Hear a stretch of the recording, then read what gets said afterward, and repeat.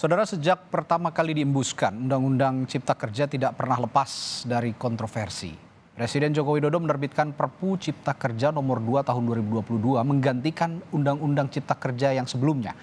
Pemerintah meyakini Perpu Cipta Kerja dapat memperbaiki iklim investasi di dalam negeri. Benarkah demikian?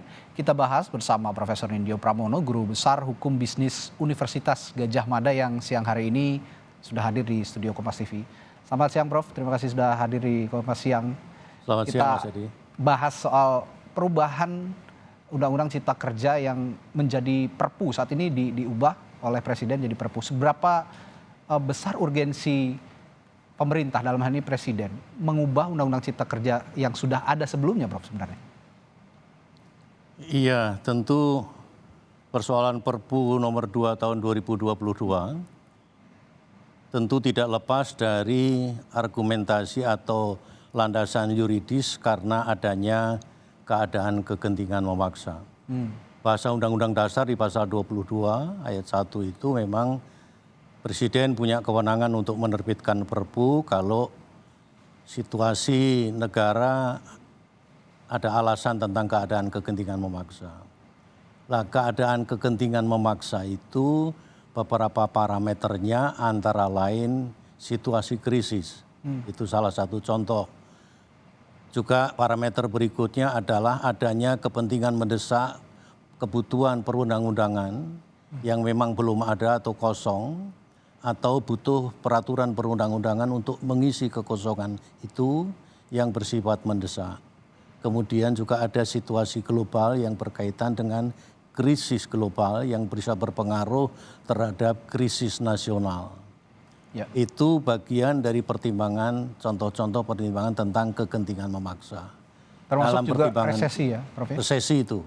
Ya, itulah yang jadi pertimbangan. Kemudian pemerintah menerbitkan Perpu nomor 2 tahun 2022 sebagai pengganti Undang-Undang Cipta Kerja yang kemarin dinyatakan inkonstitusional bersyarat oleh Mahkamah Konstitusi. Artinya Anda menyebutkan berulang kali tadi sebuah kegentingan yang ada di negara kita saat ini, terutama juga di global begitu. Ya. Berbicara soal kegentingan dan resesi yang kita singgung tadi sebelumnya, artinya pemerintah pada menyusun Undang-Undang Cipta Kerja sama sekali tidak menyangka akan atau memprediksi akan ada kegentingan seperti ini atau resesi seperti sekarang ini, Prof, ya? Justru dampak dari stagflasi global. Ya, jadi krisis global yang kita kenal dengan stagflasi itu sudah berpengaruh terhadap situasi perekonomian di negara kita. Pemerintah menurut saya mempertimbangkan tidak ingin kembali kepada situasi lama. Terjadi krisis dulu baru kita tergesa-gesa atau kita kelabakan untuk membuat peraturan perundang-undangan atau mengatasi krisis. Nah, kita akan mengantisipasi itu. Itulah pertimbangannya. Jadi krisis global antara lain juga pengaruh krisis global itu menjadi pertimbangan. Juga pengaruh daripada situasi global yang sudah sudah mempengaruhi situasi perekonomian di negara kita. Ya, jadi supply pasok pangan dan lain sebagainya sudah berdampak ke negara kita. Iya, tapi pertanyaannya Prof, mengapa pemerintah harus buru-buru menerbitkan Perpu ini padahal pandemi juga belum sebelumnya sepenuhnya pulih begitu dan situasinya juga masih harus membutuhkan payung hukum yang lama begitu? Menurut saya bukan buru-buru sebenarnya, karena justru dampak dari stagflasi global yang sudah nampak di depan mata kita, pemerintah mengantisipasi itu.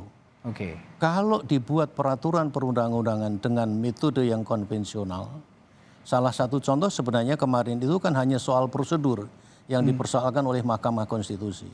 Substance sebenarnya tidak begitu menjadi masalah, kecuali dua hal tadi yang tentang tenaga kerja dan sertifikasi halal. Lainnya sebenarnya banyak peraturan perundang-undangan yang itu tidak mendukung iklim investasi, Mas Adi. Ada sekitar 78 peraturan perundang-undangan di berbagai sektor, baik pertambangan, pertanian, kehutanan, perizinan yang itu sering menjadi masalah besar ya bagi para investor, baik investor luar negeri maupun investor domestik. ya mempersoalkan tentang mekanisme perizinan yang tidak mendukung iklim investasi. Oke. Itu sudah di depan kita. Kalau itu mau diselesaikan secara konvensional, satu persatu peraturan perundang-undangan yang diinventarisasi ada sekitar 78. Kalau itu dilakukan satu persatu, memakan waktu sekitar 17 tahun, bayangkan. Baik. Maka dibuatlah dengan metode omnibus law, tapi kemarin kemudian dianulir oleh Mahkamah Konstitusi. Kemudian Undang-Undang Nomor 12 Tahun 2011 tentang pembentukan peraturan perundang-undangan diperbaiki dengan Undang-Undang Nomor 13 Tahun 2022 dengan memasukkan metode omnibus law. Kemudian sekarang tinggal bagaimana memperbaiki Undang-Undang Cipta Kerja. Ya. Nah, pengaruh dari stagflasi global sudah masuk ke negara kita, maka kita mengantisipasi itu, kemudian pemerintah mengambil keputusan menerbitkan Perpu itu. Ya. Alasan tentang kegentingan memaksa itu betul-betul sepenuhnya berada pada diskresi presiden. Ya, ini poin pembahasan kita berikutnya soal iklim investasi yang Ya. Prof singgung tadi. Ini berkali-kali juga investor baik yang dikatakan Prof tadi dari dalam negeri maupun luar negeri mengeluhkan kesulitan untuk mengembangkan bisnis mereka di tanah air. Betul. Dan itu misi awal Cipta Kerja, Undang-Undang Cipta Kerja ini dimunculkan Omnibus Law. Iya. Sekarang ada Perpu.